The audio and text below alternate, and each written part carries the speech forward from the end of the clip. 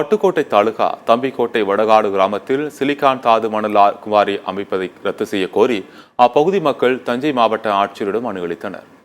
ஆட்சியரிடம் அவர்கள் அளித்த மனுவில் தங்கள் பகுதியில் வசிக்கின்ற கிராமவாசிகள் அங்குள்ள மணல் திட்டுகளில் கிடைக்கும் ஊற்று நீரை குடிநீராக பயன்படுத்தி வருகிறார்கள்.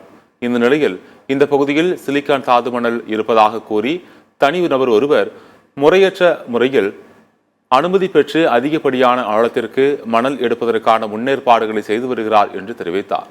அவ்வாறு மணல் எடுக்கும் பட்சத்தில் எங்களுடைய பகுதி கடலுக்கு அருகாமையில் இருப்பதால் ஊற்று நீரானது உப்பு நீர் உட்புகும் அபாயம் உள்ளது என்றும், மேலும் விவசாய மர பயிர்களான தென்னை மற்றும் பனை மரங்கள் அழியும் அபாயம் உள்ளது எனவும் கூறினார். மாவட்ட ஆட்சியர் மற்றும் அரசு அதிகாரியிடம் பலமுறை முறையிட்டும் எந்தவிதமான நடவடிக்கையும் எடுக்காததால் தங்கள் ஆதார் அட்டை, குடும்ப அட்டை உள்ளிட்டவற்றை அரசிடம் திரும்ப ஒப்படைக்கிறோம் என எச்சரித்துள்ளனர்.